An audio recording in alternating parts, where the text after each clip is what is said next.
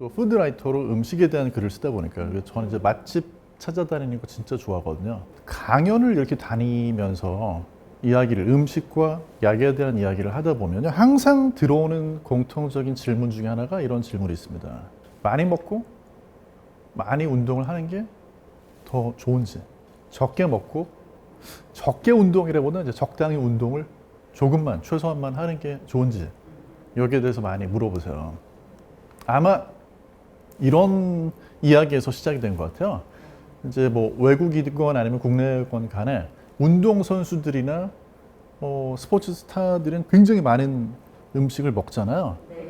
뭐 하루에 5,000kcal, 5,000칼로리를 먹어도 워낙 많은 운동을 하기 때문에 아무렇지 않다. 뭐 이런 걸 뉴스에서 보다 보니까 나도 그럼 되지 않을까?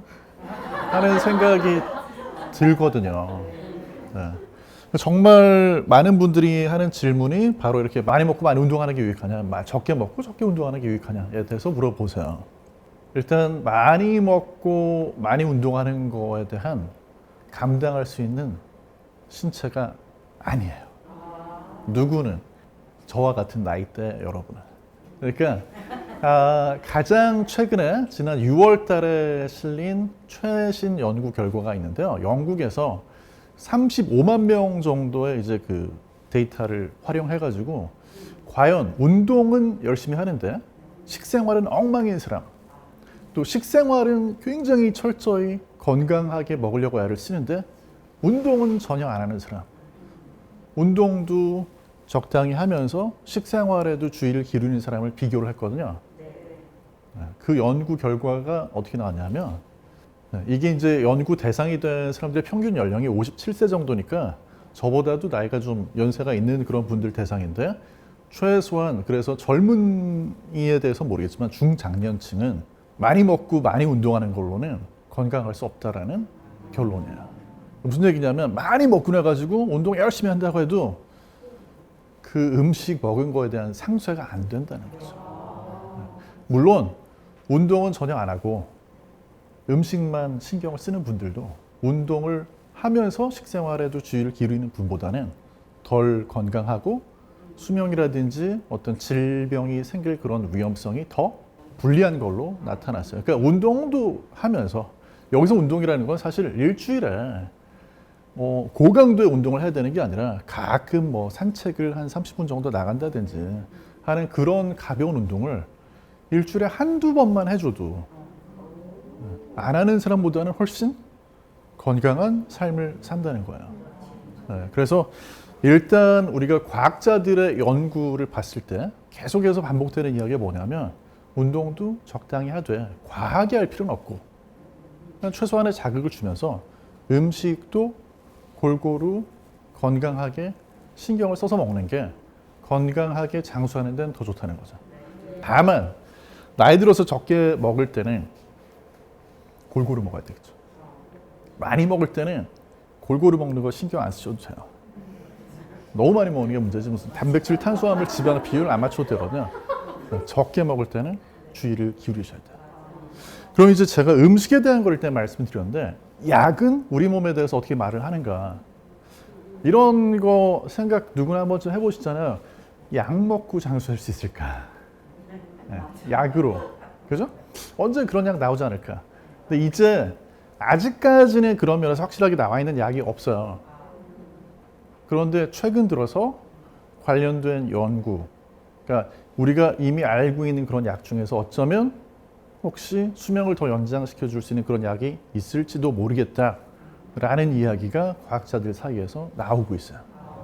도대체 어떤 약이 수명을 연장시켜 줄 수 있다면 그 약은 어떤 방식으로 어떤 이유에서 우리 수명을 연장시켜 준다는 이야기가 나올까라는 게 궁금하죠. 근데 이제 그런 약들의 공통점이 있어요.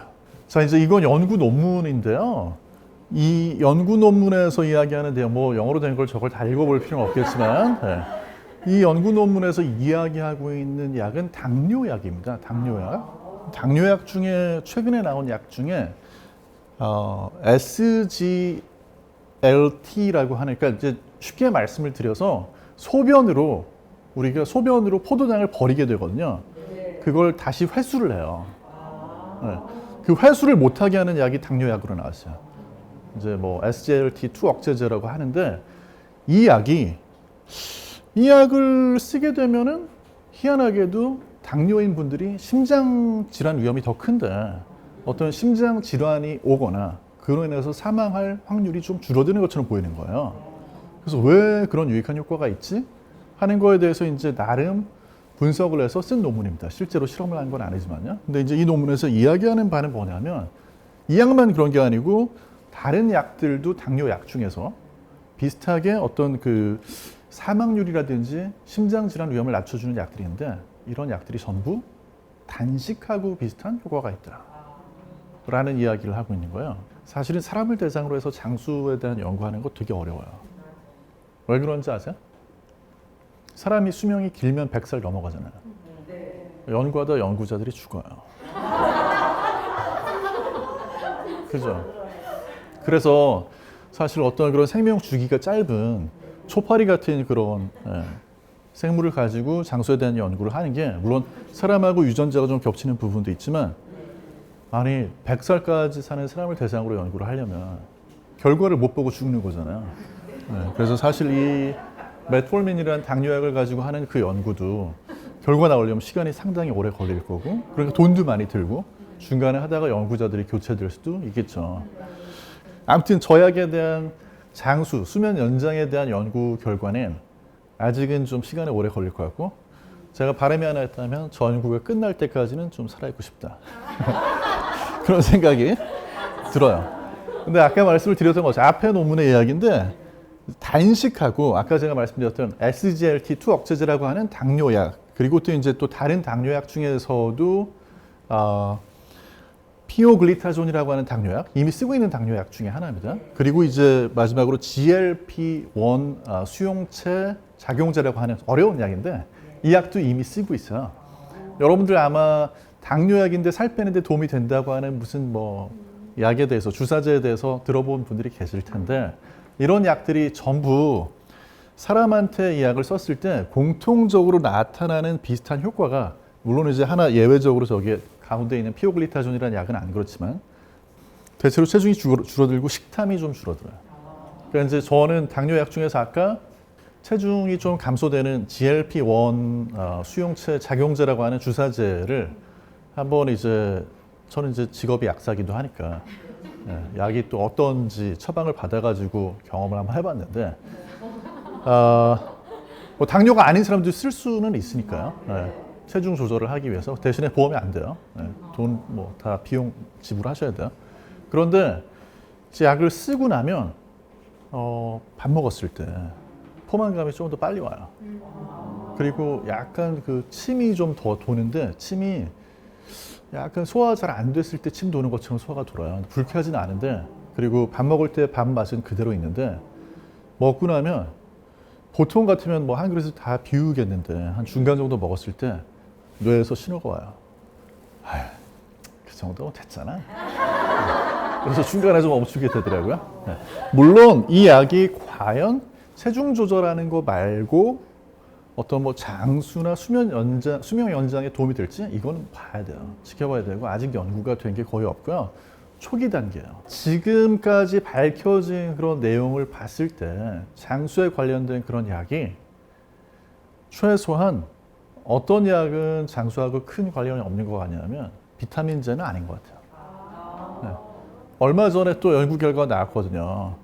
비타민, 미네랄 같은 거를 종합 비타민, 미네랄 이런 걸 섭취하는 사람들하고 그렇지 않은 사람들하고 혹시라도 이런 것들이 뭐 사망률을 낮추거나 아니면은 뭐 암 발생이나 심장병으로 인한 뭐 이런 문제를 좀 위험을 줄어들게 하거나 이런 효과가 있는지를 여러 자료를 가지고 분석해 보니까 그런 효과는 없다. 뭐 그렇다고 해가지고 피로할 때 비타민 하나를 먹으면 괜히 느낌이 그렇잖아요. 느낌이 좀 좋을 것 같아요. 그것까지 하지 말라는 얘기는 아닌데 최소한 어떤 분들은 비타민제 알약을 하루에 막 20, 30알 먹으면서 나는 더 오래 살 거야 하는 분들도 있잖아요. 전문가들 중에도 그런 분들이 있거든요. 그런데 그건 뭐 개인의 선택이고 자유겠지만 최소한 과학적으로 그걸 입증할 만한 근거는 없는 것 같다라는 게 이제 최근의 중론이에요. 네. 오히려 예를 들어서 비타민 A라든지 비타민 E 같은 경우에는 과잉으로 복용하게 되면 오히려 위험할 수 있다. 굳이 약으로 복용할 필요가 없을 것 같다라는 그런 이야기가 또 과학계에서 많이 나오고 있습니다. 왜냐하면 이런 것들이 축적될 수 있으니까요. 네. 그래서 우리가 사실 그렇잖아요. 어떻게 하면 내가 조금 더 건강하게 오래 살 수 있을까라고 생각할 때 그만 좀 드자. 좀 적게 드자라는 그런 이야기입니다. 그래서 사실 우리가 관련해 가지고 이게 타임즈에 굉장히 유명한 타임즈에 2015년 3월에 실렸던 표지 기사예요. 사실 엄청난 기사입니다. 저 아기가 142세까지 살 수 있을 거다. 네. 이런 사실 말도 안 되는 그런 타이틀로 그래서 여기에 대해서도 많이 비판이 있었는데 사실 어떤 걸 근거로 해서 내놓은 수치였냐면 라파마이신이라고 하는 약이 있어요. 그래서 그 라파마이신이라는 그걸 벌써 알고 계신 분들이 많이 계시네요. 네. 그래서 그 약을 쥐한테 실험을 했더니 생쥐 실험을 했더니 생쥐의 수명이 상당히 많이 연장이 되더라. 그걸 사람한테 대입을 하면 142세까지 살 수 있지 않을까? 이렇게 결과를 내놨던 거죠. 그런데 사실 사람한테 이 약을 이 면역 억제제로 다른 용도로 쓰는 약이거든요. 하지만 사람한테 이 약을 쓸 수 없는 거는 머리가 빠질 수도 있고 남성 같은 경우에 고환이 위축이 될 수도 있고 그래서 장수하려는 목적으로 계속 먹기에는 좀 부담스러운 그런 약이기도 합니다. 하지만 최소한 저 약의 경우에도 이제 MTOR이라고 하는 그런 경로의 전문적인 용어지만 관련되는 걸로 보이는데 이것도 결국은 소식하고 조금 관련이 되어 있는 그런 경로라고 생각하시면 될 것 같고요. 제일 쉽게 제가 예를 들어서 말씀드리는 건 뭐냐면 휴대폰에 보통 우리가 전화기 배터리가 충분할 때는 그냥 돌아가는데 나중에 이제 얼마 안 남았을 땐 절전 모드로 가면 더 오래 쓰잖아요. 적어도 젊은이는 몰라도 중장년층은 오래 살고 싶다면 절전 모드로. 그러니까 많이 먹고 무슨 뭐 단백질을 더 많이 합성하고 세포가 막 더 빨리 자라고 이런 게 중요한 게 아니고 있는 세포가 어떻게 잘 고장 수리를 하면서 이제 그거를 오토파지라고 하거든요. 그래서 세포가 어떻게 복구를 해나가면서 오래 사느냐 하는 게 더 중요한 문제다. 근데 그렇게 되는 거에 지금까지 밝혀진 가장 분명한 열쇠는 소식이에요. 제가 사실 음식을 먹는 종류에 따라서 건강이 바뀐다는 그런 믿음이 또 있잖아요. 사람들이. 그래서 프랑스 사람들은 좋은 음식 먹기 때문에 더 건강하다. 뭐 프랑스 사람은 살찌지 않는다는 그런 책도 있었거든요. 그래서 그걸 보고 프랑스에 가면 정말 그런 프렌치 패러독스가 존재할까? 와인도 마시고 먹고 싶고 다 먹어도 괜찮을까? 돌아다니면서 한 열흘 동안에 프랑스 음식을 24번 먹었는데 제가 먹은 음식 중에 하나 사진이에요.